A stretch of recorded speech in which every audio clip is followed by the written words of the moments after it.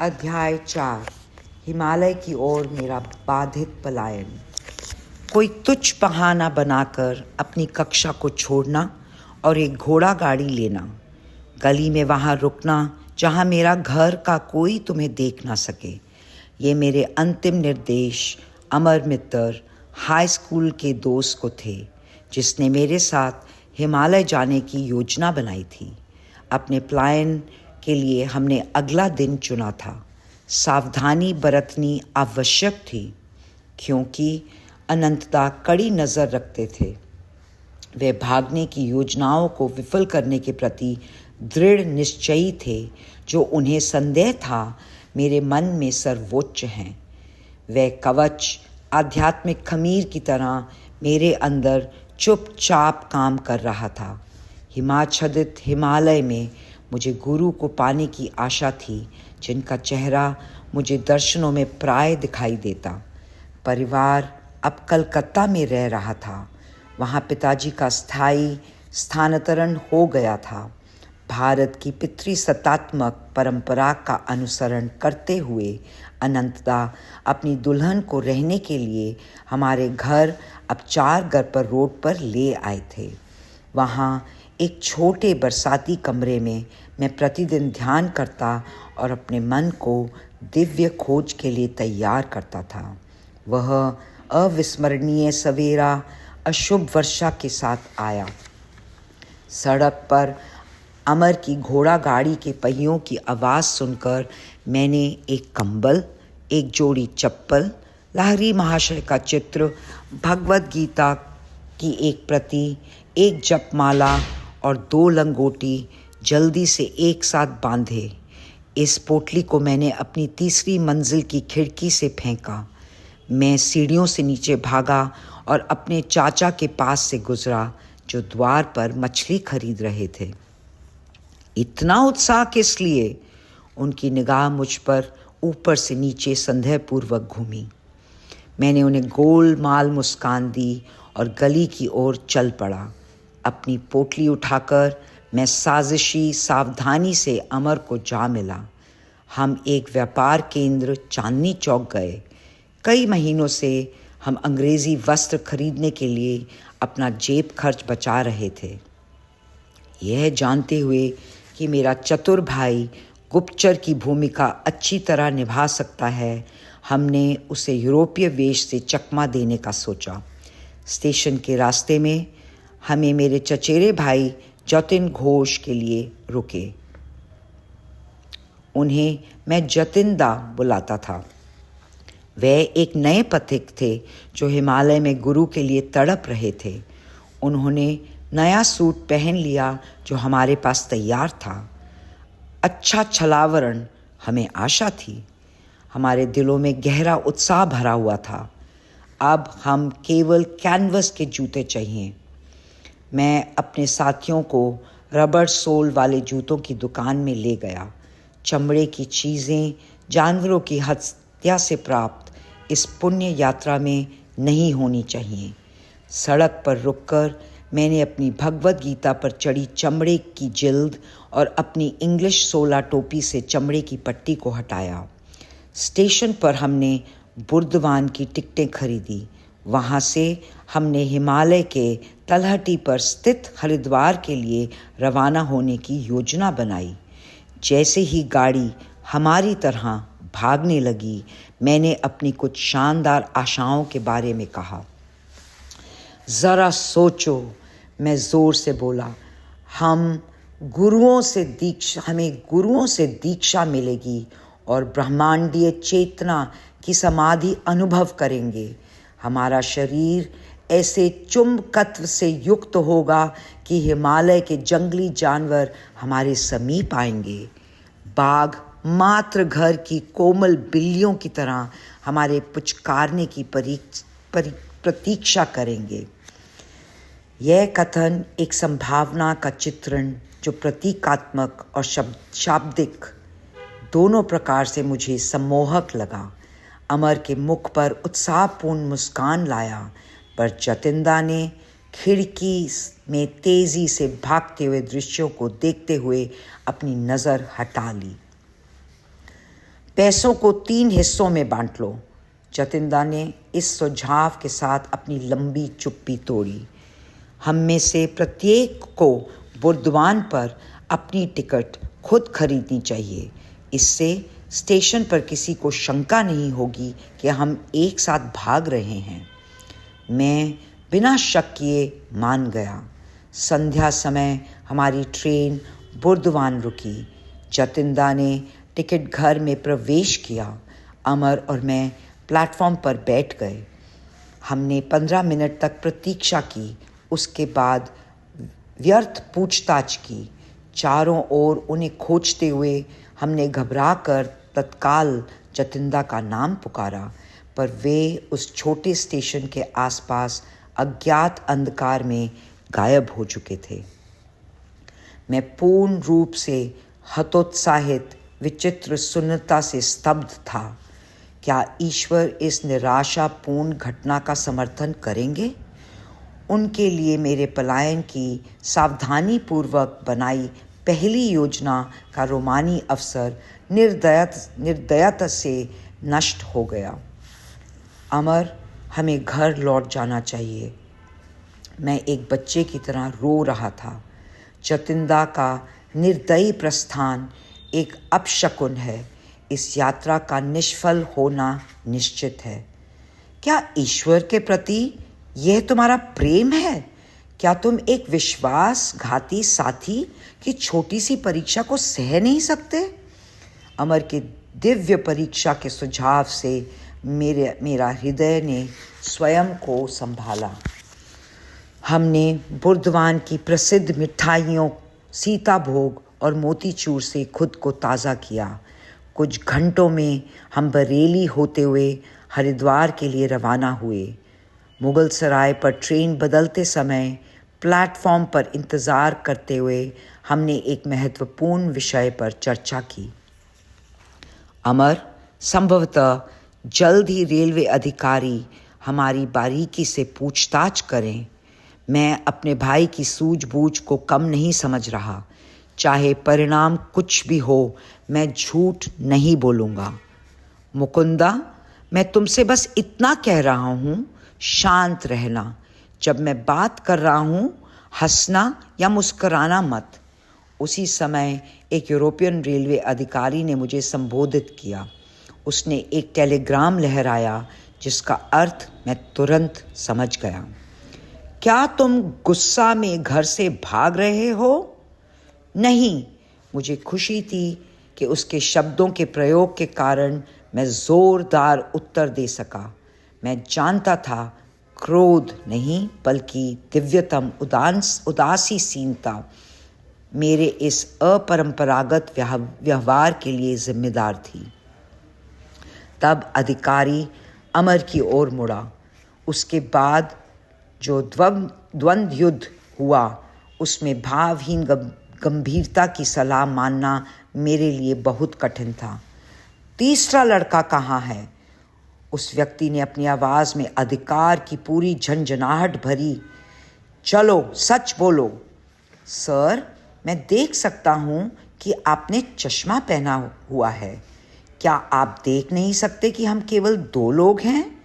अमर धृष्टापूर्वक मुस्कुराया। मैं जादूगर नहीं हूँ। मैं जादू से तीसरा साथी प्रकट नहीं कर सकता। अधिकारी ने स्पष्ट रूप से इस गुस्ताखी से परेशान होकर आक्रमण का नया मुद्दा चुना। तुम्हारा नाम क्या है? मुझे थॉमस बुलाते हैं। मैं एक अंग्रेजी माँ और परिवर्तित ईसाई भारतीय पिता का पुत्र हूँ। तुम्हारे मित्र का क्या नाम है? मैं उसे थॉमसन बुलाता हूँ। अब तक तो मेरी आंतरिक हंसी अपनी चरम सीमा पर पहुँच चुकी थी। मैं सहसा चलने के लिए सीटी बजाती ट्रेन की ओर बढ़ा। अमर उस अधिकारी के साथ मेरे पीछे आया जो सीधा साधा था, और उसने हमें पर्याप्त शिष्टाचार से यूरोपियन डिब्बे में बिठाया। 2 अर्ध अंग्रेज लड़कों के मूल देशवासियों के डिब्बे में सफ़र करते देखकर वह निस्संदेह दुखी था। उसके विनम्रतापूर्वक जाने के बाद मैं सीट पर लेटा और बेकाबू हंसा। एक अनुभवी यूरोपीय अधिकारी को मात देने पर मेरे दोस्त के चेहरे पर पुलकित संतुष्टता थी। प्लेटफॉर्म पर मैंने तार को पढ़ने की कोशिश की। मेरे भाई द्वारा उसमें लिखा था, मुगल सराय होते हुए हरिद्वार की ओर 3 बंगाली लड़के अंग्रेज़ी वस्त्रों में घर से भाग रहे हैं। मेरे आने तक कृपया उन्हें रोक कर रखें।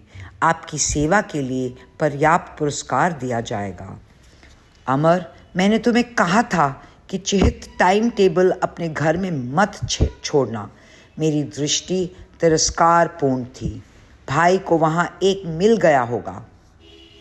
मेरे मित्र ने झेंप कर फटकार स्वीकार की। हम बरेली में थोड़ी देर रुके, जहाँ द्वारका प्रसाद अनंतदा के तार के साथ हमारी प्रतीक्षा कर रहा था। मेरे पुराने मित्र ने हमें बहादुरी से रोकने का प्रयास किया। मैंने उसे आश्वस्त किया कि हमें यह प्लान बिना सोचे समझे नहीं किया।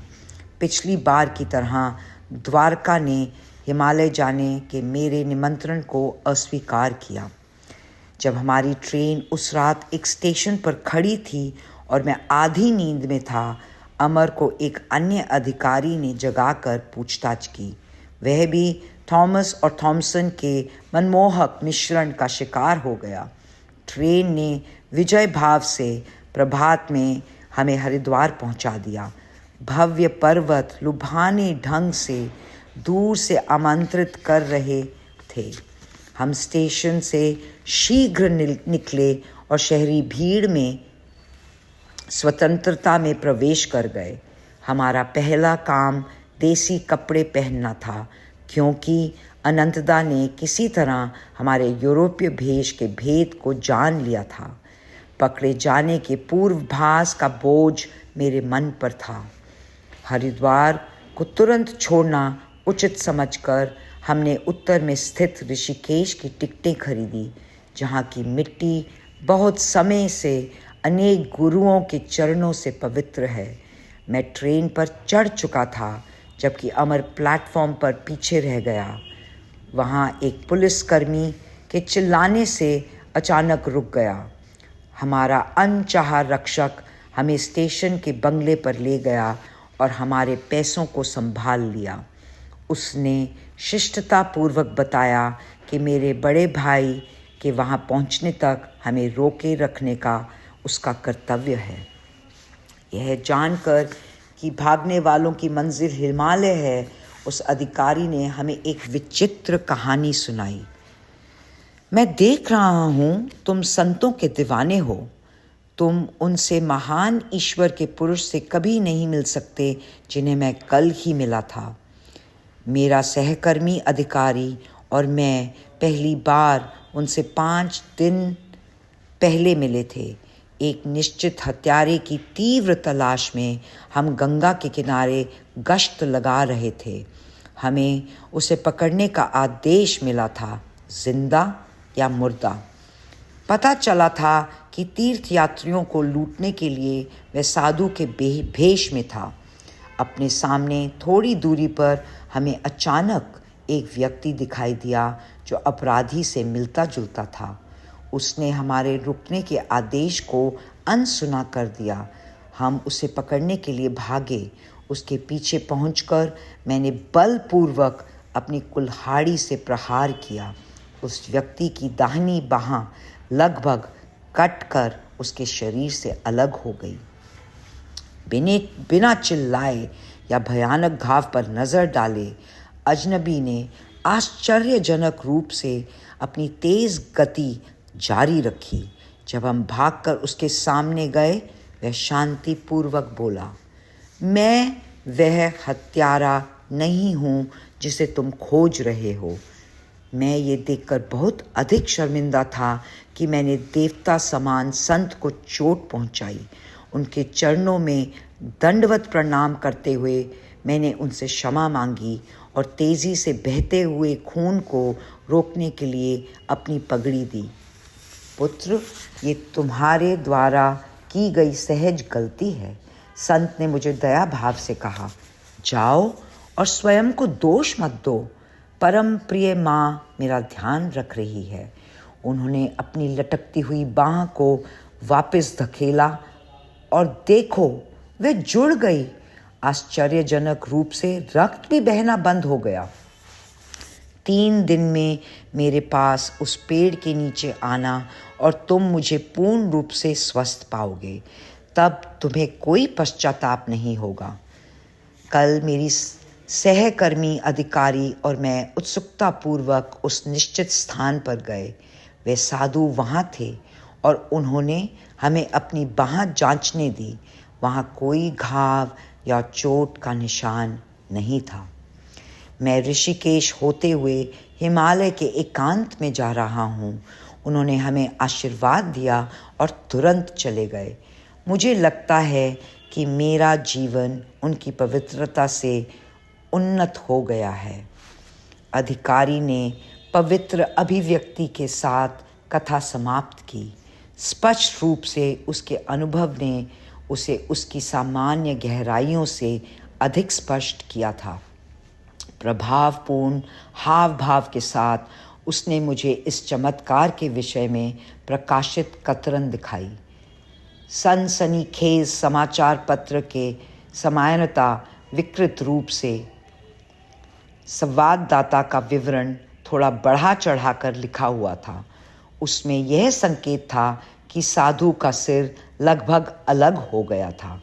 अमर और मैंने दुख मनाया कि हम उस महान योगी को नहीं मिल सके जो ईसा मसीह की तरह अपने उत्पीड़क को क्षमा कर सकता है। पिछली 2 सदियों से भले ही भौतिक रूप से निर्धन, फिर भी भारत के पास दिव्य संपदा का अथाह खजाना है।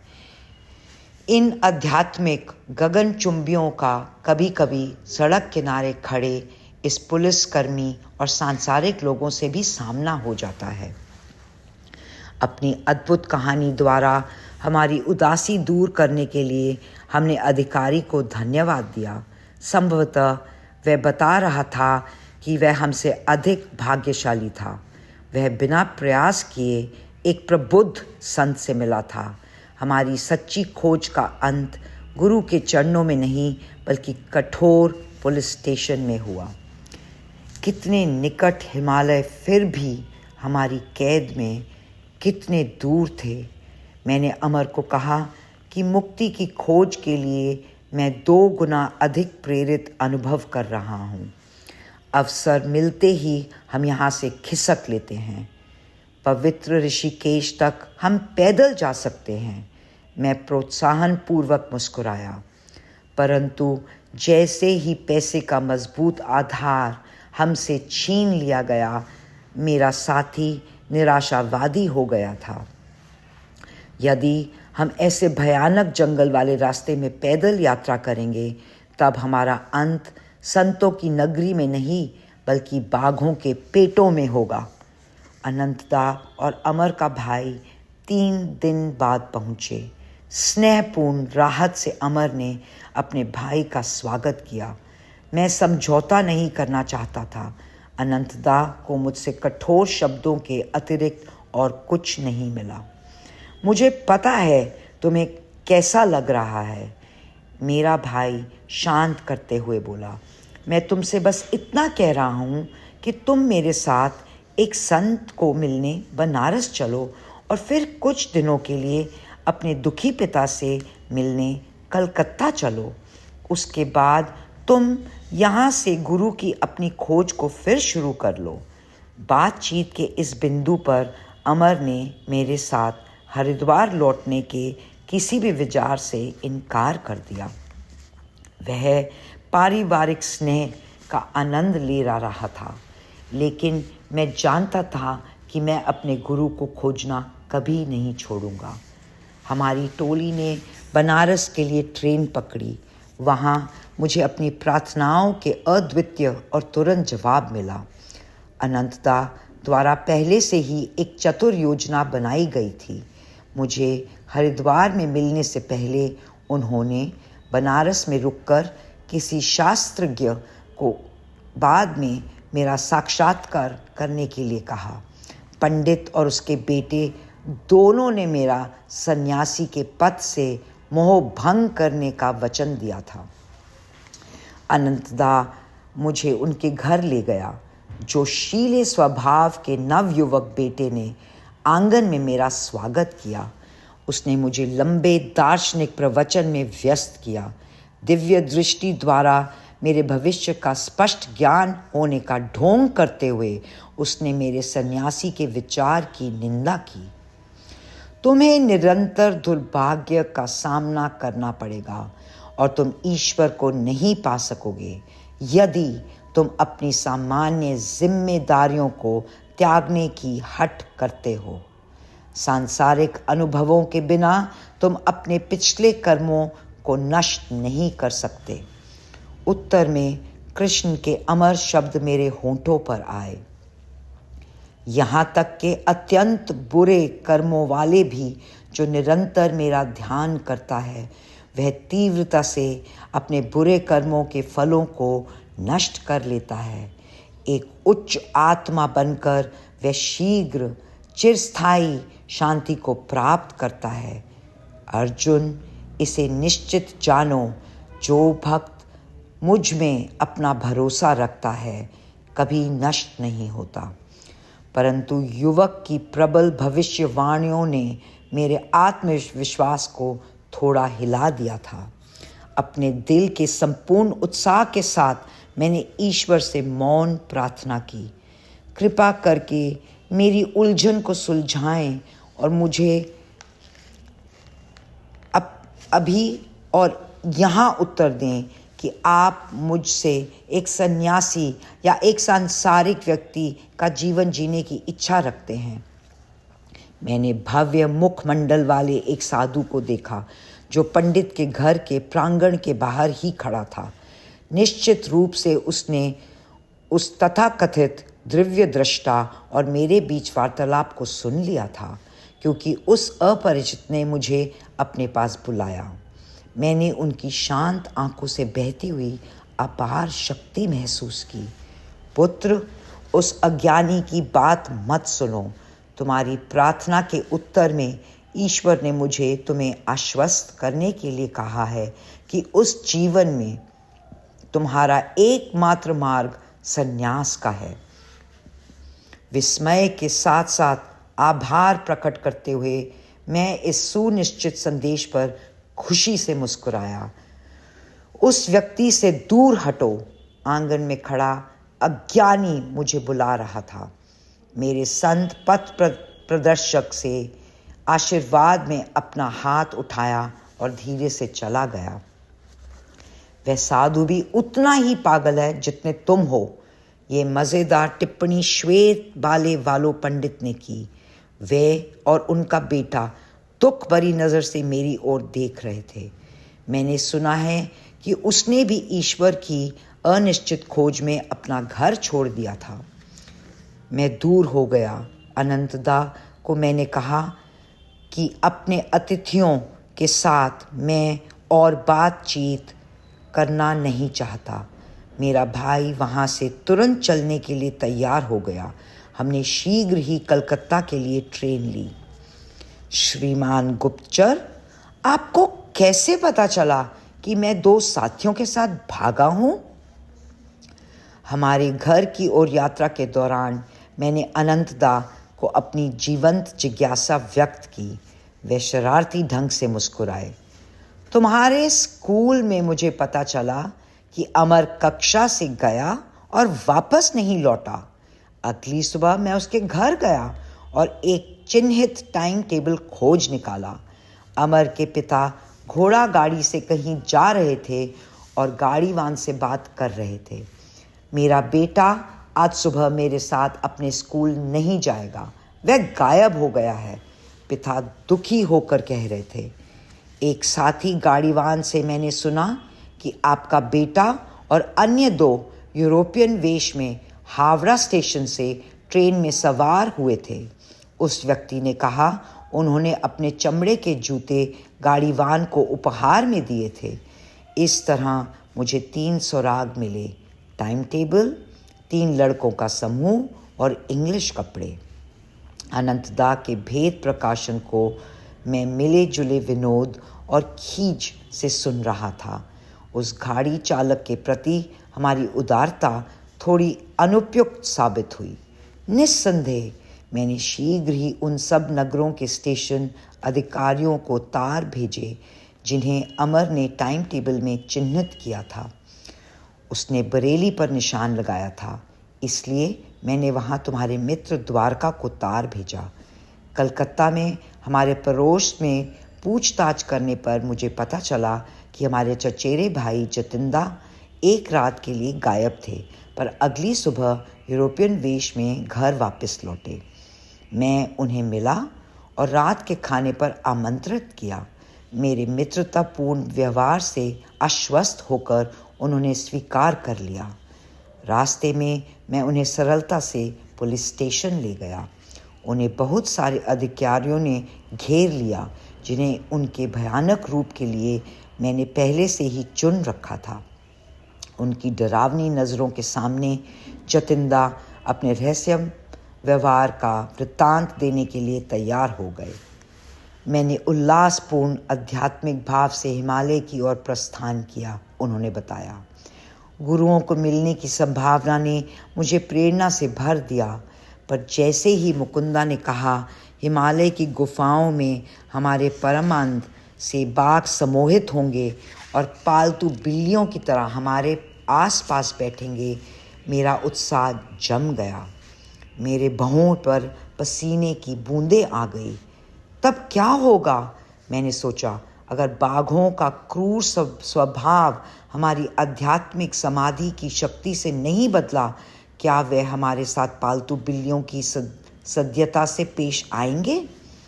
अपने मन की दृष्टि में मैं स्वयं को पहले से किसी बाघ के पेट में विवश निवासी के रूप में देख रहा था, जो वहाँ एकदम साबुत शरीर में नहीं बल्कि अनेक टुकड़ों की किश्तों में पहुँचा था।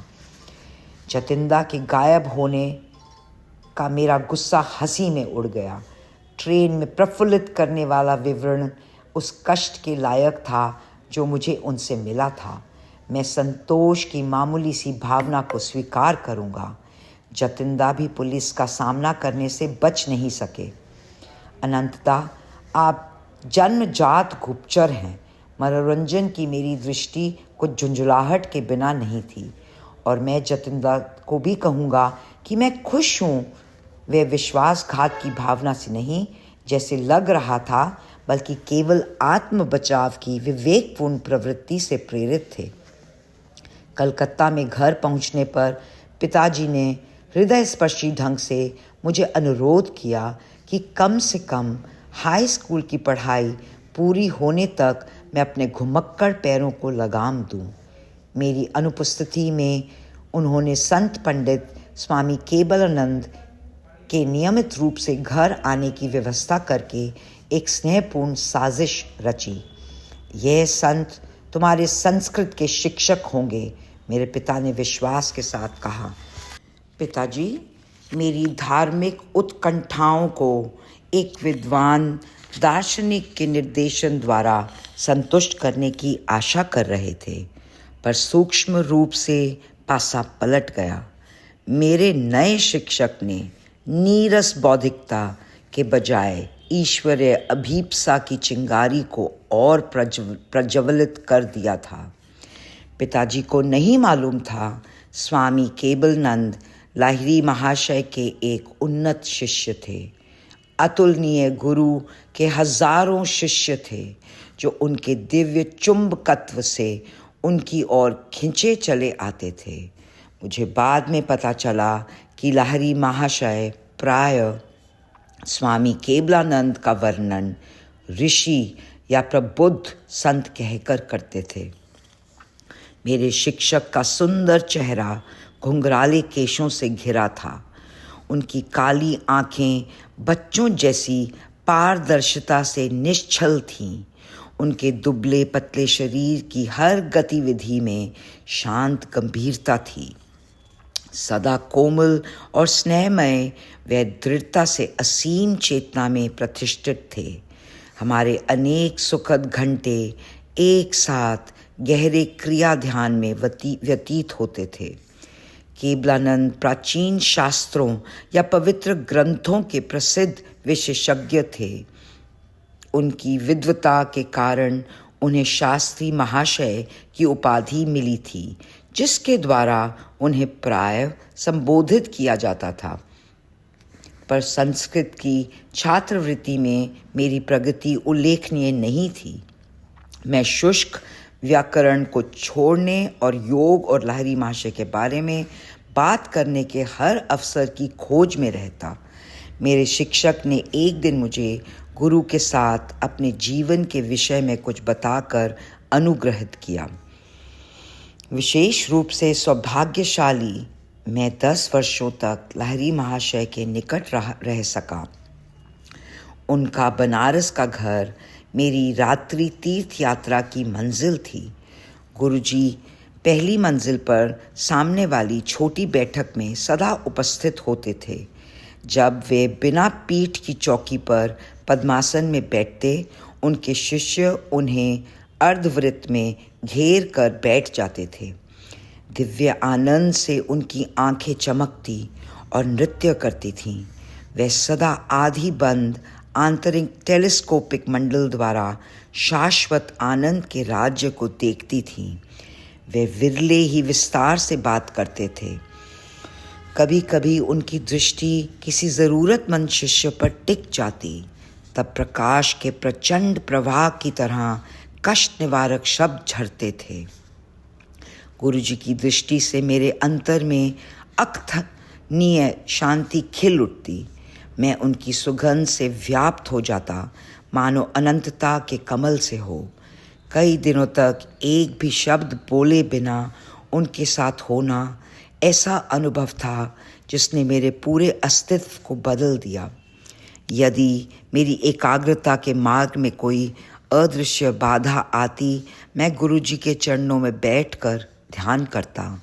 वहाँ अत्यधिक सूक्ष्म अवस्थाएं भी मुझे आसानी से समझ आ जाती थीं। कम ज्ञानी शिक्षकों की उपस्थिति में मुझे ऐसी अनुभूतियाँ नहीं मिल पाती थीं। गुरुजी ईश्वर के जीवंतम मंदिर थे, जिसके गुप्त द्वार सभी शिष्यों के लिए भक्ति द्वारा खुले थे। लहरी महाशय शास्त्रों के पुस्तकीय व्याख्याकार नहीं थे। बिना प्रयास वे दिव्य पुस्तकालय में डुबकी लगाते थे। उनकी सर्वज्ञता के झरने से शब्दों की झाग और विचारों की फुहार बहती थी। उनके पास वह अद्भुत कुंजी थी जिसने वेदों में युगों पुराने गहन दार्शनिक विज्ञान को खोल दिया।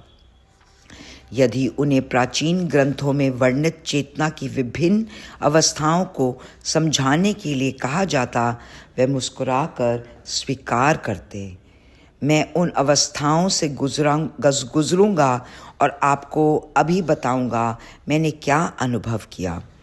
इस प्रकार वे उन गुरुओं से बिल्कुल विपरीत थे जो शास्त्रों को रट लेते हैं और फिर असिद्ध व्याख्याएं देते हैं। कृपया पवित्र श्लोकों की व्याख्या करो जैसे तुम्हें अर्थ समझ आता है। अल्पभाषी गुरु प्राय अपने पास बैठे किसी शिष्य को ये आदेश देते, मैं तुम्हारे विचारों का मार्गदर्शन करूंगा ताकि ठीक व्याख्या अभिव्यक्त हो सके। इस प्रकार लहरी महाशय की अनुभूतियों को विस्तृत व्याख्याओं सहित अनेक शिष्यों द्वारा लिपिबद्ध किया गया है। गुरुजी कभी अमौलिक विश्वास की सलाह नहीं देते थे। शब्द केवल आवरण हैं, वह कहते थे। ध्यान में अपने आनंदमय संपर्क द्वारा ईश्वर की उपस्थिति के दृढ़ विश्वास को जीतो। शिष्य की समस्या चाहे जो भी हो, गुरुजी उसका समाधान के लिए क्रिया योग की सलाह देते थे। जब मैं तुम्हारा मार्गदर्शन करने के लिए शरीर में उपस्थित नहीं रहूँगा, यौगिक कुंजी अपनी दक्षता नहीं खोएगी। सैद्धांतिक प्रेरणाओं की तरह इस विधि को सीमित क्रमबद्ध करके भुलाया नहीं जा सकता। क्रिया द्वारा मुक्ति के अपने मार्ग पर निरंतर चलते रहो। इसकी शक्ति अभ्यास में निहित है। व्यक्ति की अनंत की खोज में अभी तक विकसित मैं स्वयं क्रिया को आत्म प्रयास द्वारा मोक्ष की सबसे प्रभावशाली विधि मानता हूँ। केवलानंद ने इस सच्चे प्रमाण के साथ समाप्त किया। इसके प्रयोग द्वारा सभी व्यक्तियों में छिपे सर्वव्यापी ईश्वर ने लहरी महाशय और उनके अनेक शिष्यों में स्पष्ट रूप से देह धारण किया।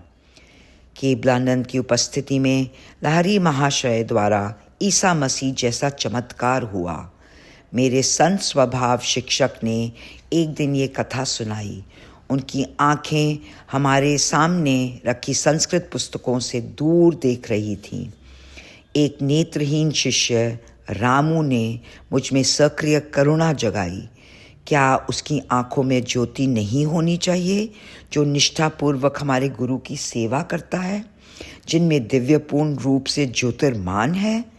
एक सुबह मैंने रामू से बात करने की कोशिश की, पर वह धैर्यपूर्वक घंटों तक हाथ से बने ताड़पत्र के पंखे से गुरु को हवा करता रहा। आखिरकार जब भक्त कमरे से निकला, मैं उसके पीछे गया। रामू, तुम कितने समय से नेत्रहीन हो? जन्म से महाशय। सूर्य की झलक से मेरी आंखें कभी धन्य नहीं हुई। हमारे सर्वशक्तिमान गुरु तुम्हारी सहायता कर सकते हैं, उनसे विनम्र प्रार्थना करो। अगले दिन रामू संकोचपूर्वक लाहिरी महाशय के पास गया। शिष्य को ये पूछने से लगभग शर्म महसूस हुई कि उसकी आध्यात्मिक बहुतायत में शारीरिक संपत्ति को जोड़ा जाए। गुरुजी, ब्रह्मांड के प्रकाशक आप में हैं।